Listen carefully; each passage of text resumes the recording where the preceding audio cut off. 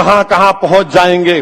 میرے عزیز دوستوں اور بزرگوں، میں یہاں پر اپنی بات کو ختم کرنے سے پہلے ایک بات کا ذکر کرنا ضروری سمجھتا ہوں کہ احمد آباد میں جو مسلمان بچی کا دردناک دل سوز ویڈیو آیا ہے جس نے خودکشی کر لی، میں آپ تمام سے اپیل کر رہا ہوں، چاہے آپ کوئی بھی مذہب کے ہوں، اس جہیز کی لعنت کو ختم کرو، جہیز کی لعنت کو ختم کرو۔ اگر تم مرد ہو نا تو بیوی پر ظلم کرنا مردانگی نہیں ہے،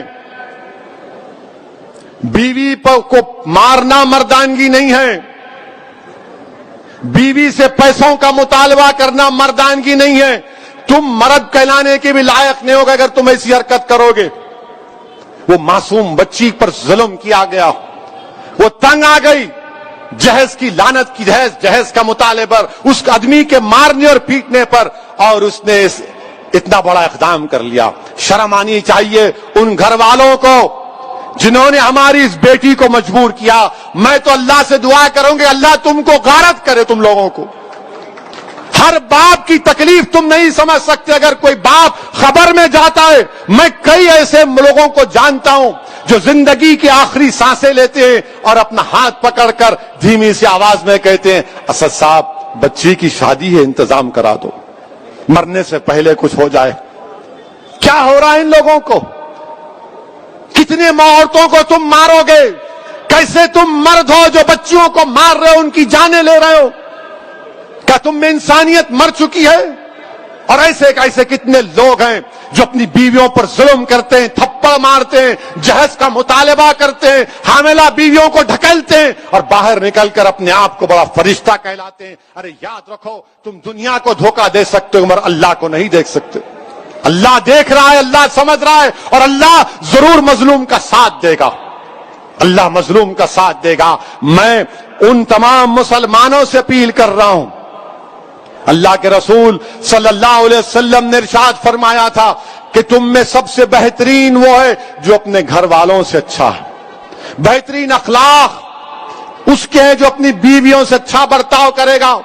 یاد رکھو اگر تم اپنی بیویوں کو مارو گے تو کل یہی مار کا تم کو حساب حشر کے میدان میں دینا پڑے گا۔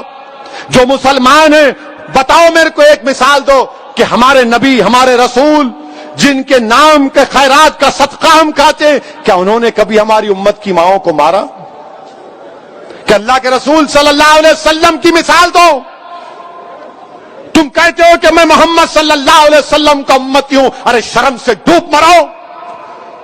تم رسول اللہ کے امتی ہو اور اب بچی کو مارتے ہو، اس بچی سے جہیز کا مطالبہ کرتے ہو۔ ارے اسلام میں جہیز کا مطالبہ کرنا حرام ہے، حرام ہے، حرام ہے۔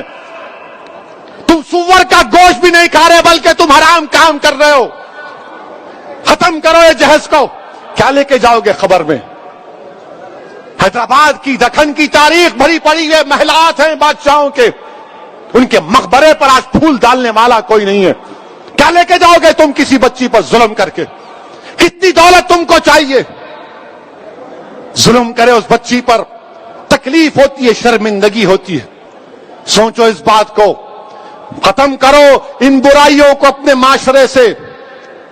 بچیاں اللہ کے رسول صلی اللہ علیہ وسلم مسلمانوں کے لیے کہہ رہا ہوں بلکہ دنیا کو بتا رہا ہوں کہ ہمارے رسول صلی اللہ علیہ وسلم جب اپنے بیٹی سے ملنے جاتے، شہزادی جنت سے یا وہ آتی، اللہ کے رسول صلی اللہ علیہ وسلم اپنی صاحبزادی کے لیے کھڑے ہو جاتے، بیٹی کے لیے کھڑے ہو جاتے تھے۔ حضرت فاطمہ کے لیے پیشانی پر بوسا دیتے اپنی بیٹی کو، اور تم کیا کر رہے ہو؟ میرے عزیز دوستوں اور بزرگوں، یہ مجلس کے ذمہ داروں کا جلسہ ہے۔ ہماری بھی کوشش ہونی چاہیے کہ پہلے اگر ہمارے گھر میں ایسا ہو رہا ہے اس کا خاتمہ کرو، ہمارے محلے میں ہو رہا ہے سمجھاؤ ان لوگوں کو، اور میں ہماری بیٹیوں سے کہوں گا کہ ڈرنا نہیں، تم ہرگز اپنی جان نہیں لینا، تم کبھی اپنی جان نہیں لینا، کبھی نہیں لینا تم اپنی جان، تم زندہ رہو، ہم تمہارے ساتھ ہیں۔ تمہاری جان کی قیمت ہے میری بیٹیوں۔ اگر تمہارا باپ تکلیف میں تو ہم بھی تکلیف میں، مگر کبھی اپنی جان مت لو۔ چھوڑو، لات مارو اس گدھے کو، اس ظالم کو جو تم کو مارتا ہے، تم سے جہیز کا مطالبہ کرتا ہے. تمہاری زندگی بہت بڑی ہے، لات مارو اس کو، قانون کو استعمال کرو، مت گزارو ایسے ظالموں کے ساتھ زندگی. کیا فائدہ اس باپ پر، کیا بیت رہی ہوگی جو ویڈیو دیکھا ہوگا اپنی بچی کی موت کا، زندہ رہتے ہوئے مر گیا ہوگا اگر زندہ ہے تو. میرے عزیز دوستوں اور بزرگوں، اس برائی کا خاتمہ ہم کو کرنا ہے، عورتوں کا ساتھ دینا ہے. عورتوں کو حقیر مت سمجھو، عورتوں کا ساتھ دو، عورتوں کا ساتھ دو. ان کو ہم کو معاشرے میں آگے بڑھانا ہے. یقیناً جو حجاب پہنتے ہیں کوئی روکتا نہیں ہے، برقع حجاب ان کی ترقی کی نہیں روک سکتا. کل ناسک سے ایک بچی میرے کو فون کی،